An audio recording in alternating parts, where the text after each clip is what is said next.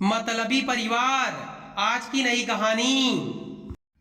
सिमरन बहुत परेशान हो गई थी। सिमरन ने अब फैसला कर लिया था वो अब यहाँ रुकेगी ही नहीं। उसने बैग में अपने सारे कपड़े रखे, स्कूल कॉलेज के मार्कशीट के साथ साथ सभी सर्टिफिकेट भी रख लिए और बैग को बंद करने से पहले उसने एक नजर पूरे कमरे पर डाली जहाँ 5 साल पहले रोहित उसे शादी करके लाए थे।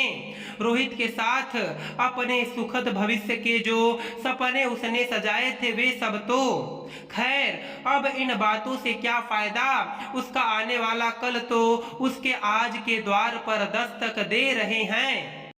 उसने बैग लॉक किया, हैंड बैग में जरूरत के सभी सामान रखा, अपना टिकट, आई कार्ड और अपॉइंटमेंट लेटर चेक किया, साथ ही कुछ पैसे भी रख लिए। बैग लेकर वह कमरे से बाहर की ओर जाने लगी तो ननद चंचल ने मजाक किया, क्यों भाभी वापस आने का इरादा नहीं है क्या? ऐसा ही समझो। हमेशा से चुप रहने वाली भाभी के मुंह से ऐसा जवाब सुनकर चंचल हैरान रह गई। चाय की चुस्कियां लेती हुई सासू माँ ने बहू के हाथ में बैग देखा तो वह भी चकित रह गई। सिमरन दरवाजे तक पहुंची ही थी। रोहित भी कमरे से बाहर निकले और सिमरन पर बरस पड़े। यह क्या ड्रामा लगा रखा है? सिमरन बोली, मुझे नौकरी मिल गई है और मैं जा रही हूँ। सुनकर सिमरन की सास हंस पड़ी, बोली, तुमको भला कौन नौकरी देगा? चंचल भी अपनी माँ की हाँ में हाँ मिलाते हुए बोली, झाड़ू बर्तन करने के सिवाय आपको आता भी क्या है? सुनकर सिमरन तिलमिलाकर रह गई।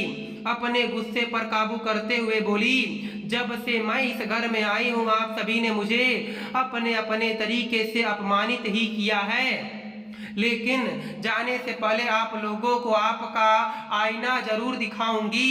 सबसे पहले चंचल तुमको जानकारी दे दूं कि मैंने इंग्लिश ऑनर से बीए और इंग्लिश से मैंने पोस्ट ग्रेजुएशन किया है, फिर भी तुम्हारी चाकरी करती रही। मैं अकेली तुम्हारी सहेलियों को चाय नाश्ता परोसती और तुम महारानी की तरह आराम फरमाती थी। खुद तो कुछ करती नहीं और मेरे कामों में गलतियां निकाल कर मुझे अपमानित करती रहती थी।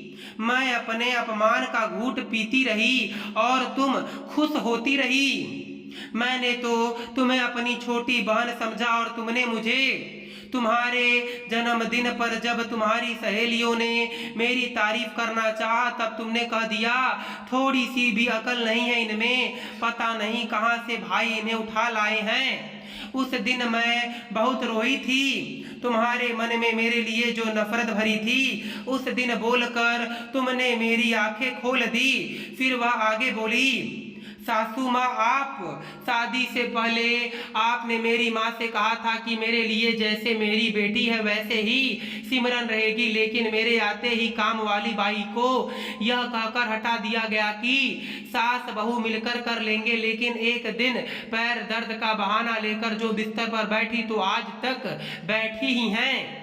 कभी खाने में तो कभी सफाई में कमियां निकालना तो जैसे आपकी आदत सी बन गई थी। बाहर तो कभी जाने नहीं दिया, टीवी देखने बैठती तो कभी आपकी चाय पीने की इच्छा हो जाती तो कभी आपके बेटे को।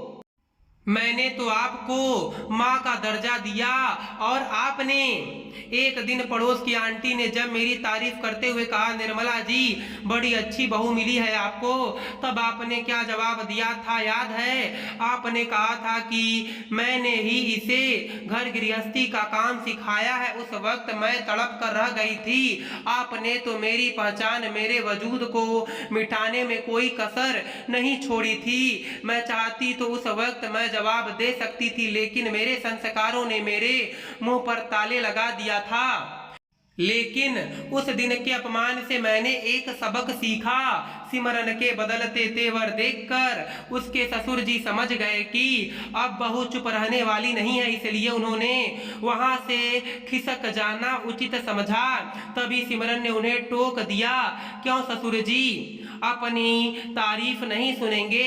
सिमरन अपने ससुर की तरफ हाथ से इशारा करते हुए बोली, यह खुद को घर का मुखिया कहते हैं, इनसे अपना शरीर तो संभालता नहीं, चरित्र भी नहीं संभलता। सुनकर वहां खड़े तीनों ने उन्हें घूर कर देखा तो वो नजरें चुराने लगे। तब सिमरन ने रोहित की तरफ देखा जो यह सोचकर मुस्कुरा रहा था कि मैं तो उसका पति हूँ, मेरी हर गलती को माफ करना उसका धर्म है। सिमरन बोली, जी भर के मुस्कुरा लो रोहित, शायद फिर ना मुस्कुरा पाओ। क्या मतलब? गुस्से में चीखते हुए रोहित ने पूछा। तो सिमरन बोली, बताती हूँ, इतने उतावले क्यों होते हो? हाँ तो रोहित, शादी के बाद मुझे चूल्हे चौके में यह कहकर झोंक दिया कि माँ की तबीयत ठीक नहीं है, ऑफिस की पार्टियों में मुझे यह कहकर नहीं ले जाते कि वहाँ का माहौल अच्छा नहीं है, फिर मेरे सामने अपने दोस्तों की पत्नियों की तारीफ करते ताकि मेरा आत्मविश्वास खत्म हो जाए और मैं उम्र भर तुम्हारी नौकरानी बन कर रहूं। जब जब बच्चे की बात छेड़ी तो तुमने चंचल की शादी का बहाना बनाया, मैंने तुम्हारे हर बहाने पर झूठ को स्वीकार किया और एक दिन टेबल साफ करते समय गलती से तुम्हारी घड़ी क्या गिर गई, तुमने मुझे एक जोरदार थप्पड़ लगा दिया। वो थप्पड़ मेरे गाल पर नहीं, मेरे दिल पर लगा था और तभी मैंने निश्चय किया कि अपमानित होकर आश्रित रहने से तो अच्छा है दुख सहकर आत्मनिर्भर होना। कहते हुए उसकी आंखों में आंसू आ गए, लेकिन उसने खुद को संभाला और बोली, उस दिन मैंने तुमसे मिले सभी अपमान को अपनी ताकत बनाया, अपनी डिग्री पर पड़ी धूल को साफ किया, मैंने टीचर ट्रेनिंग के लिए फॉर्म भर दिया, देर रात पढ़ाई करती और सासू माँ सोचती पति का इंतजार कर रही है, कितनी पतिव्रता बहू है मेरी। माँ से मिलने का बहाना करके मैं परीक्षा देकर आई। उसी समय शिक्षिका के लिए वैकेंसी देखकर स्कूल में अप्लाई भी कर दिया और इंटरव्यू में पास भी हो गई और अब ज्वाइनिंग लेटर मेरे हाथों में है। हाँ हाँ, जाना है तो जाओ, रोका किसने है? रोहित की आवाज में झुंझलाहट थी।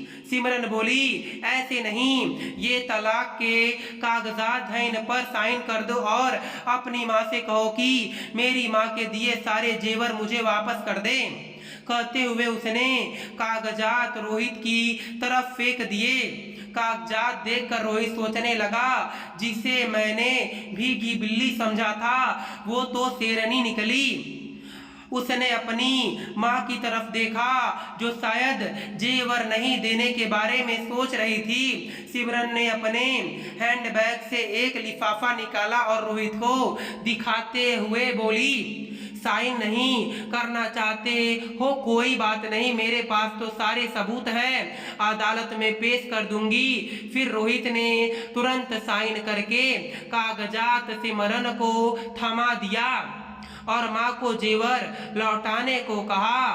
सास ने सारे जेवर सिमरन को दिए। फिर सिमरन बैग लेकर बाहर निकल गई। दोस्तों, मैं उम्मीद करता हूँ कि आपको यह कहानी पसंद आई होगी। फिर मिलेंगे आपसे अगली कहानी में। आप सभी का धन्यवाद।